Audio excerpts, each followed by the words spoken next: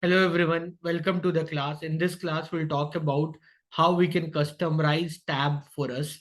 Like guys, whenever you open the Excel interface, in the workbook, you can see lot of tabs like file, home, insert, page layout, formula, data, review, view, right? You can even create a tab of your name. For that, you need to go to file. Under file, you need to go to Excel options. The shortcut key for that is Alt F-T. Then go to customize ribbon. In customize ribbon, if you click on new tab, okay, and then click on this tab and then go and rename this tab. You can rename with any name. You can rename related to the project work. Like most probably when you are working in a firm, you are working on many projects simultaneously. So you can define the name of the project. Maybe my project name is operational risk. Okay, so I just gave a name to the project. Based on that, I'm creating a tab operational risk.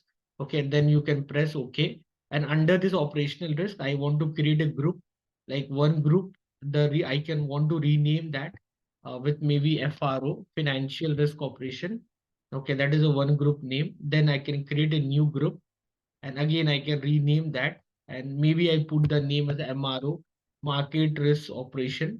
Okay, like that you can just click in new group, you can open more groups like that, and then under the group you can just put the commands like conditional formatting. Maybe when I'm working on FRO project, I need conditional formatting, I need to use lot of charts.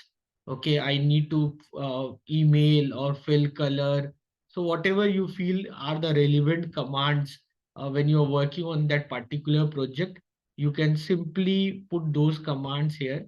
Just click there and add those commands. Now talking about MRO group, when I'm working on MRO, what all commands I need, maybe save as I need. Okay, so like that you can search for the command, or you can go here, all command, and you will get more commands like that. So whatever your commands are relevant for you, you just add them. If you feel some commands which are not relevant for you, just you can just click that command, maybe 3D option, and you can remove that also. So it's all up to you. You can, whatever you feel relevant, you can add them.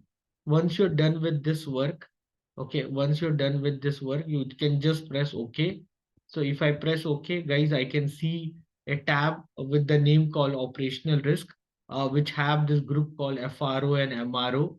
You can see, if you feel that other tabs are now not that relevant for you, then go to Excel.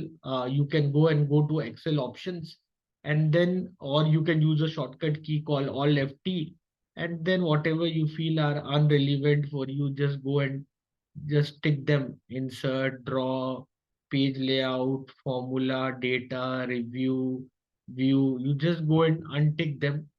Okay, just untick them. And once you're done with this, now see, there's only one tab called operational risk in this Excel.